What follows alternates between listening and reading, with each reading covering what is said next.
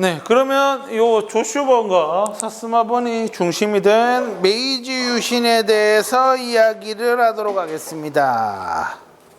자, 메이지 유신. 쉽게 말하면 요 메이지 유신은 천황 중심의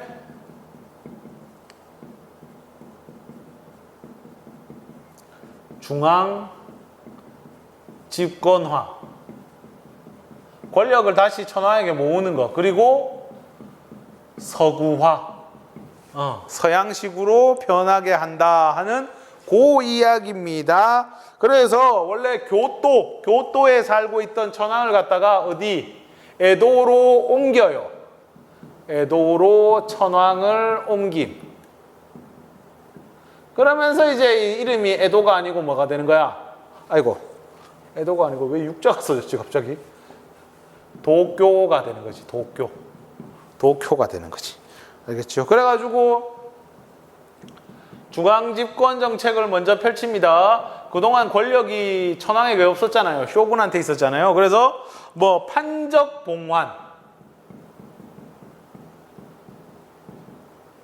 판적봉환이라는 말은 뭐 토지 문서와 뭐 인구 문서, 인구대장 이런 거를 갖다가 제출을 하는 거야. 각 다이묘들이 땅이랑 이런 걸 주는 거고, 이거를 받아가지고 뭐를 하느냐?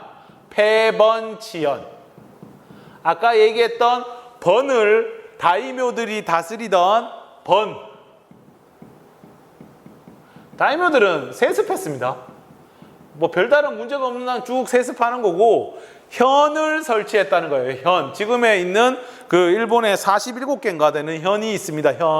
현. 우리로 치면은 도 정도 되나? 도보다는 조금 사이즈는 작은데 뭐 하여튼 그런 거예요. 현에는 뭐 누가 파견되느냐면은 관리가 파견되죠. 임명되죠.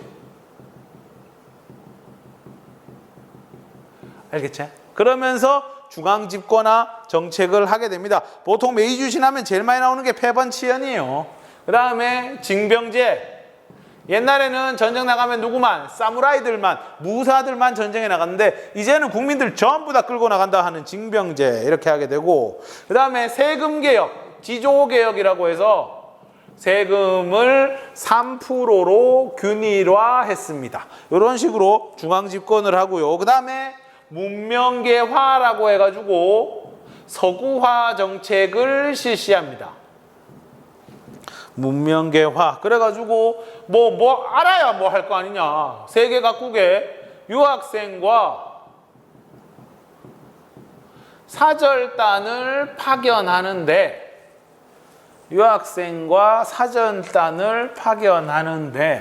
요 유명한 사절단이 이제 그 이와쿠라 사절단이라고,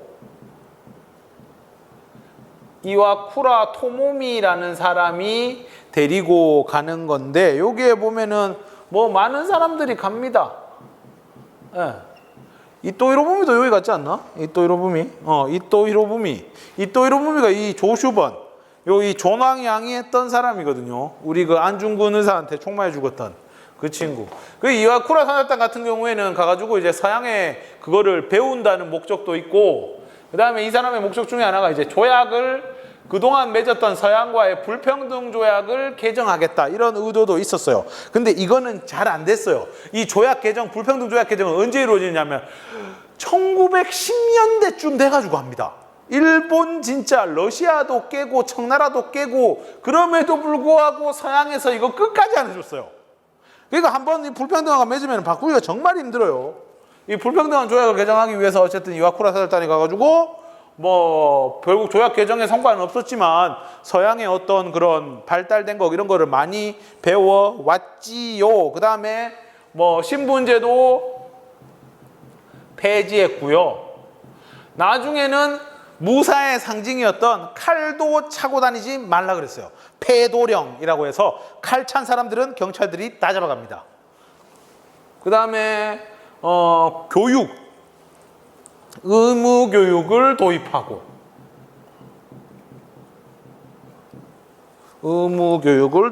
그러니까 이게 언제부터 했냐면 이제 연도를 내가 안 적어줬네. 1868년.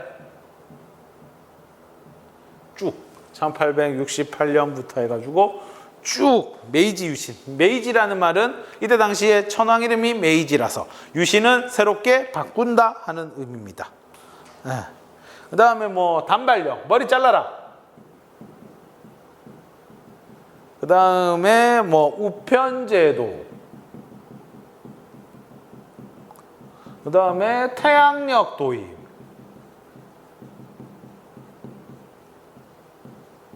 그 다음에 뭐 철도, 전신, 굉장히 다양한 부분에 있어가지고 서구화 정책을 펼치게 되지요. 뭐 일본 입장에서는 좀 다행스러웠던 게 이때 메이지 유신하고 막 이랬을 적에 사실 일본에 가장 많은 이권을 가지고 있던 미국 애들이 남북전쟁 한다고 이때가 되게 바빴던 시기예요. 남북전쟁하고 얼마 안 돼가지고 미국에서 되게 혼란스럽던 시기가 이 시기라서 비교적 큰 방해 없이 쭉 하게 된 거죠.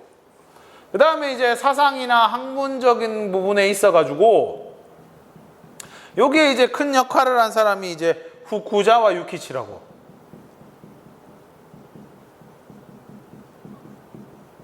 일본의 가장 고액 지폐인 만엔의 모델이죠, 이분이.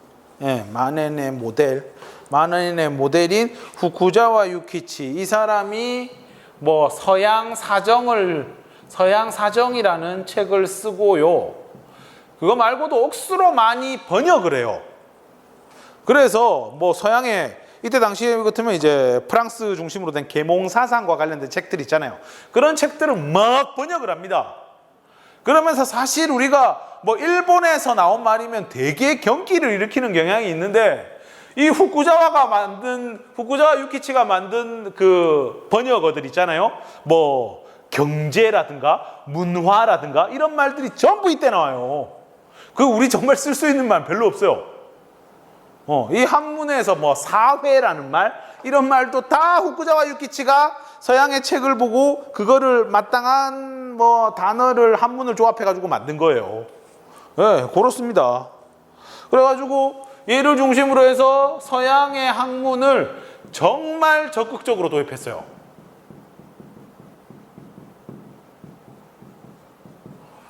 정말 적극적으로 도입을 합니다.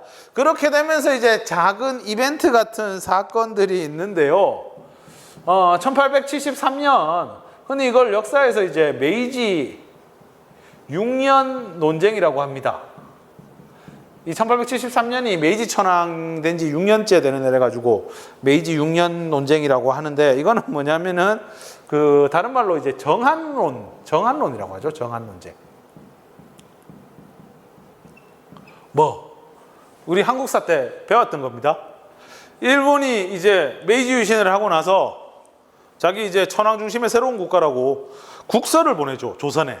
근데 우리가 이 국서를 어떻게 합니까? 건방지다고 안 받지. 그러면서 우리는 잘 모르는데 일본 안에서는 난리가 났어요. 이거 가만히 놔두면 안 된다. 이번 기회에 한반도를 정복해야 된다. 라는 이론이 나와요. 그게 바로 정한론인데 이 정한론을 주장했던 애들이 누구냐 하면은 뭐 사이고 다카모리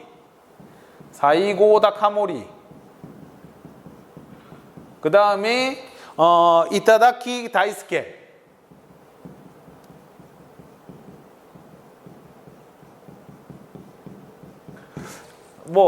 요 전부 사스마번 쪽 사람이에요. 사스마번. 사이고 다카모리. 얘는 사스마가 아니구나. 사이고 다카모리는 거의 뭐 사스마, 가고시마, 이 규슈의 가고시마. 내가 제일 최근에 갔다 왔던 일본의 지역인데요. 여기 가보면은 사이고 다카모리에 대한 기념품이 쫙 깔려 있어요. 네, 쫙 깔려 있습니다. 하여튼 이 사람은 이제 정벌 하자라고 했는데 사실 요 정벌하자, 한국 정벌하자고 했던 애들이 이 논쟁에서 져요. 뭐 졌다고 해서 당시 논쟁에 이긴 아들이 그러면 한반도 정벌하지 말자 이게 아니고 시기의 문제였어요. 시기의 문제. 그러면 사이고 다카모리는 왜 이렇게 정한론을 끄잡아냈느냐 하면은 이런 신분제 폐지나 이런 부분에 있어가지고 사무라이 계급이 불만이 엄청 많았어요. 막 되게 급격하게 이렇게 메이지 유신이라고 하는데 얘들도 옛날 생각 안 나겠나? 옛날에 그때가 얼마나 좋았노 하면서 사무라이라고 하면은 다들 납작 엎드리고 칼 차고 댕기면은 밥도 공짜로 먹고 이랬던 시절이 있었는데 하면서 그래가지고 야들의 불만을 다른 쪽으로 돌리자라는 의도에서 정한론을 가지고 왔는데 결국 요 논쟁에서 지게 되고요. 나중에 이 친구가 사람들을 모아가지고 일으킨 사건이 세이난 전쟁이라고. 서남 전쟁. 이 가고시마가 규슈 저 서남 쪽에 있거든요. 그래서 세이난 전쟁이라고 하는 거고, 이 따다키 가이스케 같은 경우에는 이 사람을 뭐라느냐 하면은 민선 의원 설립 건백서라는 거를 제출합니다. 민선 의원이라는 거는 국회의원을 투표로 뽑자라는 거거든요. 이게 1874년인데 이거를 통해 가지고 이 사람이 주장하는 건 뭐냐면 이제 자유민권운동. 근데 나중에 이거는 어떻게 신문지법이라는 거에 의해 가지고 탄압받게 됩니다. 뭐 되게 어떻게 보면 작은 이벤트인데 요거 때문에 뭐 세이난 전쟁과 자유민권운동이라는 사건이 발생했다 하는 거, 뭐 이게 나중에 일본에도 영향을 주니까요. 그 다음에 5번 일본의 헌법이 만들어져요. 일본 제국헌법 1889년 헌법을 가지고 고민을 했어요. 과연 우리가 어디 헌법을 갖다 쓰느냐라고 했는데 독일식을 갖다 써요. 독일식 헌법을 가지고 옵니다. 나중에 요거 가지고 만드는 게 우리나라의 대한국국제예요. 대한국국제 요거랑 굉장히 유사합니다. 그 다음에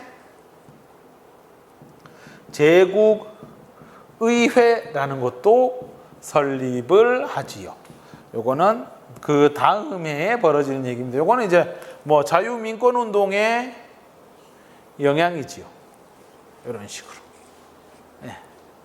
이렇게 해서 합니다. 그래서 결국 결과 천황 중심의 국가 체제를 형성하는 데 성공하는 거고요. 이거를 잘 보여주는 게 요 의무교육하면서 교육 치거가 나오는데 여기서 제일 강조되는 게 뭐냐? 충과 효예요.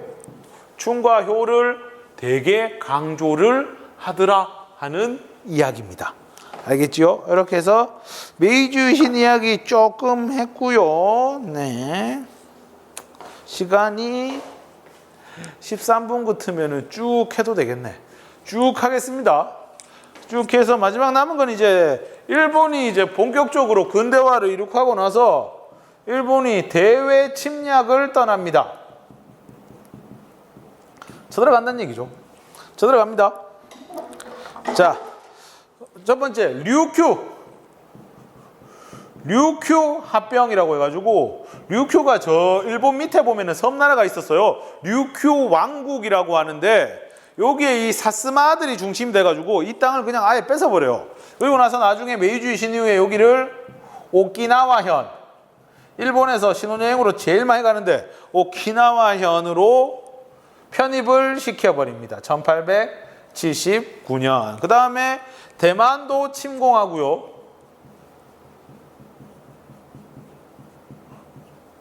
1874년. 그 다음에 우뇨 사건. 우리나라에는 우뇨 사건을 일으키지요. 1875년. 이런 식으로 본격적으로 대외 침략에 나서게 되고 그 과정에서 전쟁을 벌이게 됩니다. 청일 전쟁. 요거는 저번 시간에 이야기 했었죠. 대포가 터지는데 뭐가 터지더라? 콩과 팥이 터지더라 했던 양무운동이 완전 사기쳤구나라는 걸 알려지게 된 사건이죠. 이 전쟁의 결과 시모노세키 조약을 맺게 됩니다. 요 조약 내용은요, 첫 번째로는 청나라 이제 조선 주인이라고 얘기할 수 있어 없어? 없어. 청의 전 종주권 포기. 그 다음에 전쟁에서 졌기 때문에 여러 가지 뺏깁니다. 요동반도, 랴오둥반도죠. 그리고 대만, 그리고 대만하고 사이에 펑후제도라고 그냥 섬들 모인 거 있어요. 이거 뺏긴다라고 하는데 요동반도 같은 경우에는 나중에 다시 돌려받지요. 왜? 삼국 간섭. 야, 너무 많이 가진다. 너구 이 정도까지는 아니다. 러프독. 러시아, 프랑스, 독일이 러시아죠. 러시아가 요동반도에 탐을 많이 냈거든요. 그래가지고 러시아를 중심으로 해서 요동반도 이거는 너 너무 많이 가졌어. 안 돼. 라고 하지요. 그리고 배상금을 받지요. 원래는 2억 냥이었는데 요동반도를 안 받는 대가로 3천만 냥을 더 받습니다. 이게 거의 일본의 5년치, 6년치 예산이에요. 엄청나게 많은 돈을 받지요. 그리고 이 돈에 엄청 많은 양이 어디에 들어가게 됩니까? 그 전쟁 자금으로 들어가게 되죠. 이제 누구랑 싸우고 싶어?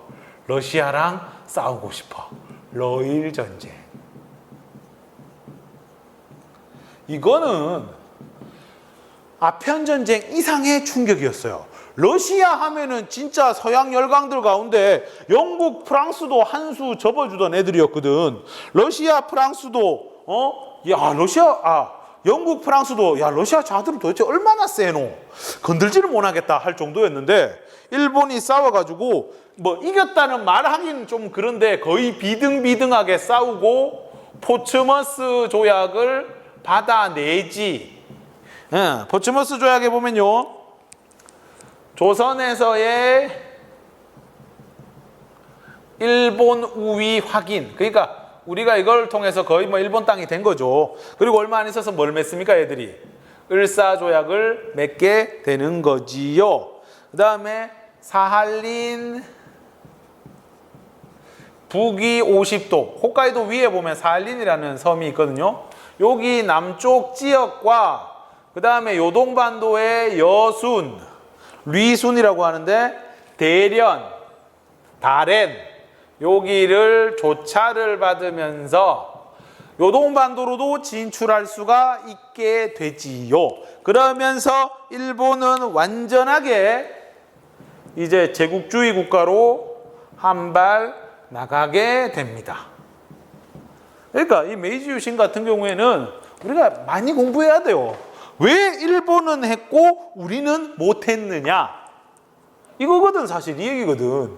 정말 슬픈 얘기죠, 이게. 그러니까 이거에 대해서는 공부를 좀 많이 했으면 좋겠어요.